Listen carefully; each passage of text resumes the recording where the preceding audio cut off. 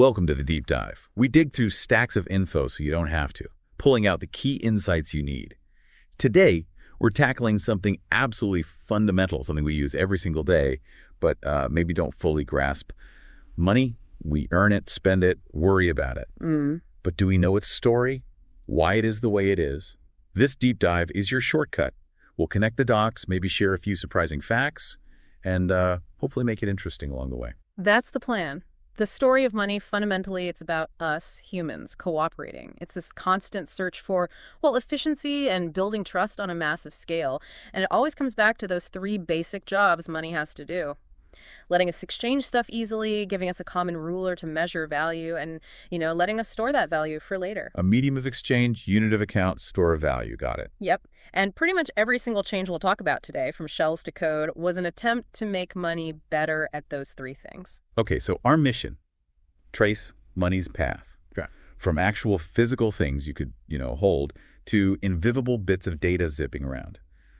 Seriously, how you see your bank account might change after this. All right, let's start at the beginning, or maybe before the beginning. What was life like without money? Just pure barter. Oh, it was tough. Really inefficient. Think about the biggest problem. The double coincidence of wants. That's the fancy term for it. Right, meaning I have to find someone who has the shoes I want. And who also has Okay. to own the chickens I have right now. That sounds like a nightmare. Just finding that match must have taken forever. Exactly. So much wasted time. Or you'd end up doing these complicated chains of trades. Trade chickens for pots, pots for tools, tools for shoes. If you could even agree on the value. That's the other massive hurdle. No common yardstick. How many chickens is a pair of shoes worth? Every single transaction needed a new negotiation. Imagine doing that for everything. Okay, I'm stressed just thinking about it. And then divisibility issues. What if you only needed, say, half a horse's worth of stuff? You can't just... Chop the horse in half. Yeah, okay. Storing wealth was hard too. Grain spoils, livestock dies. Transporting bulky goods, forget it. So money wasn't just a nice to have.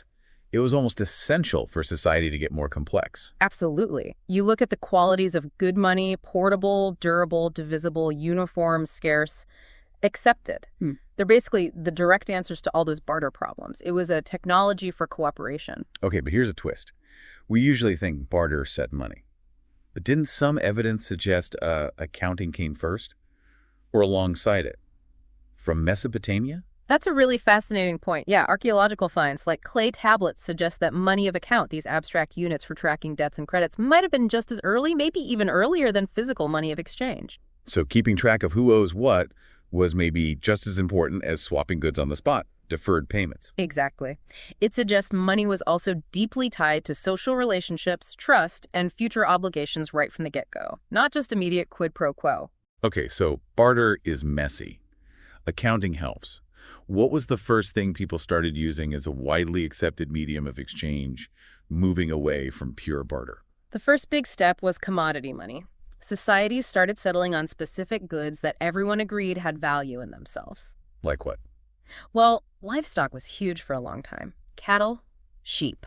Think about it.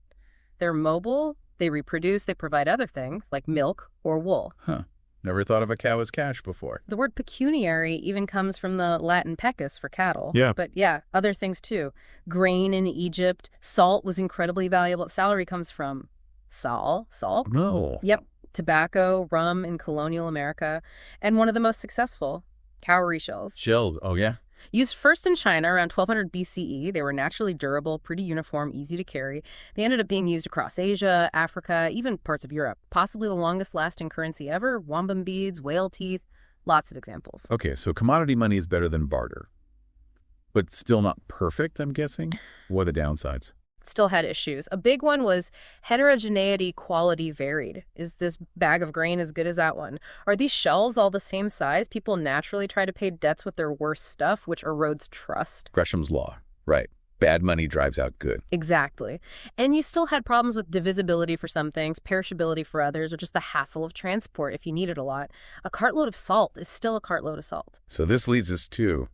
Metal. Yeah. Gold, silver, copper. Big advantages: they're durable, they don't rot. Divisible, you can cut them up. Portable, relatively easy to carry. Uniform gold is gold. And crucially, intrinsically desirable. People just like shiny things. Okay, seems like a winner. But there was still a catch before coins, right? Right, the big one. Before coins, you had lumps or bars of metal. Every single time you wanted to trade, you had to weigh the metal and test its purity, its assay. Ugh, back to inefficiency. Slowed everything down. Imagine having scales and testing kits every time you went shopping. So, the Lydian solution, stamping the metal, around 630 BCE. That was the game changer. The Lydians, in modern-day Turkey, started stamping lumps of electrum that's a natural gold-silver mix with an official seal, probably the king's mark. And that seal meant? It guaranteed the weight and the purity. Suddenly, you didn't need to weigh and test it yourself. You just needed to trust the stamp, the authority. Wow. So trade shifts from weighing to counting. Exactly. That simple stamp dramatically sped up commerce. It was a massive leap in efficiency. It's more than just efficiency, though. It sounds like a shift in trust from the material itself to the issuer, the state. Absolutely. It was a huge political move. The state basically says, trust us, this coin is what we say it is. And that gives the state a monopoly on creating money. They can fund armies, build things, project power. Money and the state become tangled up right from the start. And didn't they find some of these earliest coins somewhere significant? Yeah, at the Temple of Artemis. These first royal coins, stamped wallet, likely for King Aliots, and they cleverly standardized the electrum, which naturally varies, to about 55% gold. And then King Croesus took it further. Around 550 BCE, yeah, Croesus introduced the first bimetallic system separate, pure gold and pure silver coins, the Crocedes, even more reliable. So Lydia kicks it off. How did the Greeks and Romans run with this? Oh, the Greeks loved coinage, adopted it super quickly. Over 2,000 city-states eventually issued their own coins with unique symbols. Think of the Athenian owl on their silver tetradrach. The famous owl coin. That became the international trade coin for a long time, thanks to Athens's silver mines at Laurion and the coin's reliable purity. The Greeks also turned coins into art, tiny sculptures, really, and propaganda, communicating civic pride, political messages. Alexander the Great even put portraits of living rulers on coins, starting a trend. So coins become like tiny billboards. Exactly, Yeah. especially for the Romans. In a vast empire where most people couldn't read, coins were crucial for showing imperial power, advertising victories, new emperors, spreading the message far and wide. But Rome, they ran into trouble with their money, didn't they? The whole debasement thing. Oh yes, the classic cautionary tale. Once the state guarantees the value, there's a huge temptation, especially when funds are low, to, well, cheat. Water down the drain, basically. Pretty much. Roman emperors systematically reduced the amount of precious metal in the coins over centuries. Caracalla's Antoninus started with about 1.5 denarii worth of silver, but by 270 CE, it was basically bronze with a thin silver wash, maybe 2% silver. And people noticed, presumably. Absolutely. This debasement fueled inflation, destroyed public trust in the currency, destabilized the economy. It's seen as a major factor in the Western Roman Empire's decline. It's lesson 1 in Monetary Policy 101. Mess with the money supply too much, and you lose trust, leading to inflation. Okay, so metal coins are great, but debasement is a risk. And still, carrying huge amounts of gold or silver sounds heavy and dangerous. Definitely. Imagine being a merchant needing to transport massive chests of coins. Huge security risk, major hassle, which naturally led to the next great abstraction. Paper money. Paper money. A promise, essentially. Lighter, easier. And fascinatingly, it pops up independently in China and Europe. China first, right. Tell us about that. Yeah, China was way ahead. Started around 800 CE in the Tang Dynasty with something called flying cash feiqian. These were government certificates merchants could use instead of shipping heavy copper coins across provinces. They started trading these certificates directly. Like an IOU from the government? Kind of. Then during the Song Dynasty, around 960 CE, wealthy merchants in Sichuan province issued their own paper notes called jiaozi. The government eventually took it over in 1023 CE, creating the first actual state-issued paper currency. And initially, it worked pretty well because they kept reserves backing the note. Initially. I sense a but coming. You sense correctly.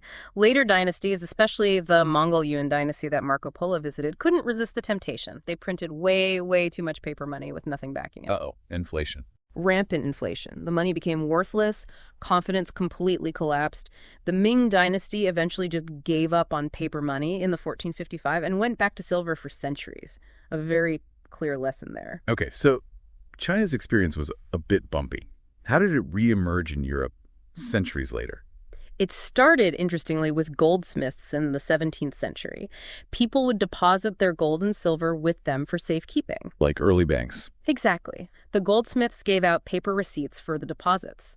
And just like in China, people realized it was easier and safer to just trade the receipts directly instead of constantly fetching the metal. These goldsmiths' notes became a form of currency. And the goldsmiths probably realized they didn't need to keep all the gold on hand. Bingo. They figured out they only needed a fraction of the gold in reserve to meet daily withdrawals. They could lend out the rest or issue more notes than gold they held. That's the birth of fractional reserve banking right there. Mind blown. Okay, so were there early European attempts at official paper money? Yes. Sweden's Stockholms Banco issued the first official European banknotes in 1661. It was mainly because Sweden had these enormous heavy copper plates as currency, and paper was just way more convenient. Did it work? Briefly. But like the Yuan dynasty, they issued too many notes, couldn't honor redemptions, and the bank collapsed in 1664. But the idea stuck. The Bank of England, founded in 1694, started issuing notes more successfully, becoming a model for central banking and institutionalizing paper money in the West. So after all these false starts and collapses, did we finally figure out how to make paper money stable? We tried. The big attempt was the classical gold standard, roughly 1870 to 1914. This was less about the paper itself and more about the system backing it. It was designed specifically to build trust and discipline. How did it work? Countries legally fixed the value of their currency to a specific amount of gold. So a British pound was worth X grams of gold, a US dollar Y grams. And crucially, paper money could supposedly be freely exchanged for that gold on demand. Major players like Britain, Germany, the US all joined. And this created stability how? What if a country started spending too much abroad? It had this kind of automatic correction system, the price specie flow mechanism. If, say, Britain bought more from France than it sold, gold would physically flow out of Britain to pay for the difference. Okay. That outflow of gold would shrink Britain's domestic money supply. Less money chasing the same goods means prices tend to fall. Lower prices make British exports cheaper for foreigners and imports more expensive for Britons. So the trade balance naturally corrects itself. Clever, like a thermostat for the economy. In theory, yes. It provided a credible anchor for price stability, fostered huge amounts of international trade and investment. That period saw massive global economic growth. Sounds idyllic. Yeah. But 1914, something big happened then. Yeah, World War I. That pretty much blew up the classical gold standard. Countries needed to finance the war, and the easiest way was to print money, which meant they had to suspend gold convertibility. Yeah. Game over. Did they try to put it back together afterwards? They tried with a kind of weaker version called the Gold Exchange Standard, but it couldn't withstand the Great Depression. Britain dropped gold in 1931. The U.S. followed suit domestically in 1933 under FDR. The era of gold-backed money was sputtering. So what replaced it? After World War II, in 1944, the Allies met at Bretton Woods and set up a new system. This time, the U.S. dollar was pegged to gold at $35 an ounce, and all other major currencies were pegged to the dollar. So the dollar became the center of the universe, backed by U.S. gold. Effectively, yes. The dollar became the world's reserve currency. The IMF and World Bank were also created at Bretton Woods to oversee this system. But this system had a flaw too, didn't it? Something called the Triffin dilemma. Exactly. Robert Triffin pointed out this fundamental contradiction. For the global economy to grow and trade, it needed more and more U.S. dollars circulating outside the U.S. as liquidity. Okay, makes sense. But for the dollars pegged to gold to be credible, the U.S. needed to have enough gold to back all those dollars floating around the world. As more dollars went abroad, the ratio of foreign-held dollars to U.S. gold reserves got worse and worse. So the U.S. had to pump out dollars, which undermined the promise that those dollars were as good as gold. Precisely. Foreign countries, especially France, started getting nervous and demanding gold for their dollars. U.S. gold reserves dwindled. The Vietnam War spending made things worse. The system was cracking. Which led to? The Nixon shock. August 15th, 1971. President Nixon went on TV and unilaterally announced the U.S. would no longer convert dollars to gold for foreign central banks. Boom! Bretton Woods collapsed. The last link between major currencies and gold was severed. And that brings us to today's system. Fiat money. Pretty much, fiat money. Its value comes purely from government decree. Fiat means let it be done in Latin, and crucially, from public trust and acceptance. It's not backed by gold, silver, or anything physical. What are the pros and cons of that? The big pro is flexibility. Central banks can adjust the money supply to fight recessions, manage inflation, stimulate growth. They aren't constrained by gold reserves. The con.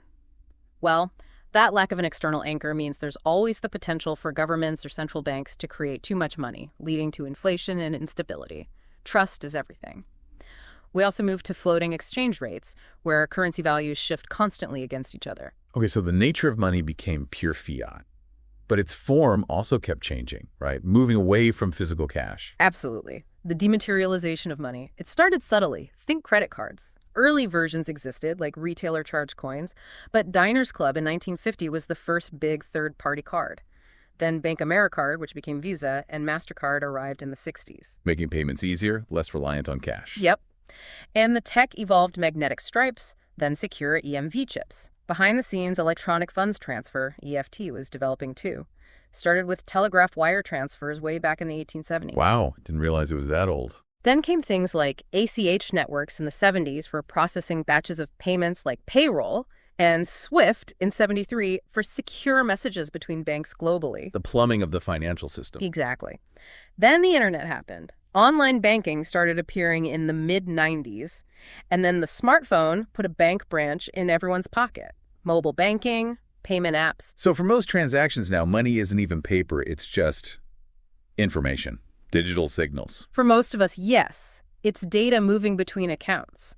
The abstraction from physical object to pure information is pretty much complete in daily use. Which sets the stage for the really new stuff, the 21st century, cryptocurrencies, digital money.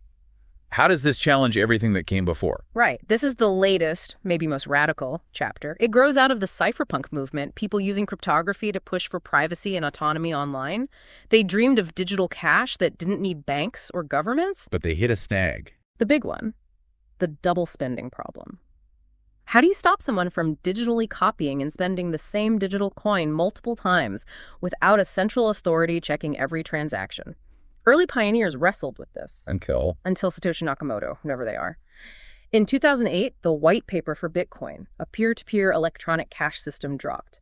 The network launched January 2009. What was Satoshi's breakthrough? Combining existing tech in a novel way. Public key cryptography, P2P networks, and crucially, proof of work. This created the first blockchain. Explain blockchain simply, like really simply. Okay, imagine a shared public ledger book that's copied across thousands of computers.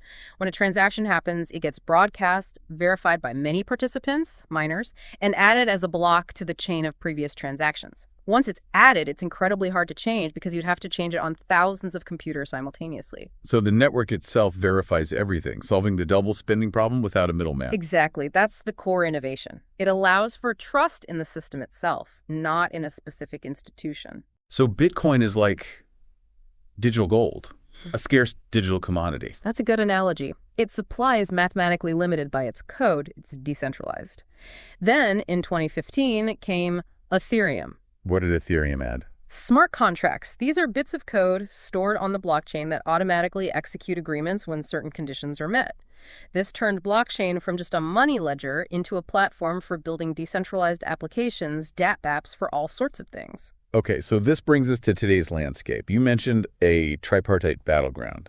What are the three main forces shaping money's future now? Right. First, you have decentralized finance, or DeFi. This is that whole ecosystem built on public blockchains like Ethereum. Think lending, borrowing, trading, insurance, but using smart contracts instead of banks or brokers. The promise being openness, transparency. Yeah, permissionless access for anyone. But, and it's a big but, it comes with huge risks. Very little regulation, potential for bugs in the code, massive volatility, and it can be really complex to use safely. Yeah, that's one corner. What's the second? The establishment response. Central bank digital currencies, or CBDCs. This is basically the government getting into the digital currency game. A CBDC would be a digital version of the national currency, like a digital dollar or digital euro, issued directly by the central bank. Why are they doing this? It's partly a reaction to crypto.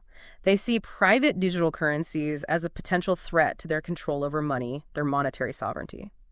CBDCs offer digital convenience but keep the state firmly in charge. Over 90% of global GDP is represented by countries exploring or building these. Privacy is a huge question mark with them. Makes sense. And the third part of this battleground? That's the digital wallet. This is where it all comes together for you, the user. It's evolving way beyond just a payment app. Think of it as your future financial dashboard, a super experience that could potentially integrate your traditional bank accounts, your crypto holdings, maybe even your CBDC balance, perhaps linked to your digital identity. It's the interface for navigating this new mixed monetary world. Predictions are that most people globally will use one by the end of the decade. It's where the fight for the customer relationship will happen. Wow. Okay, so wrapping this up, money's journey. Yeah.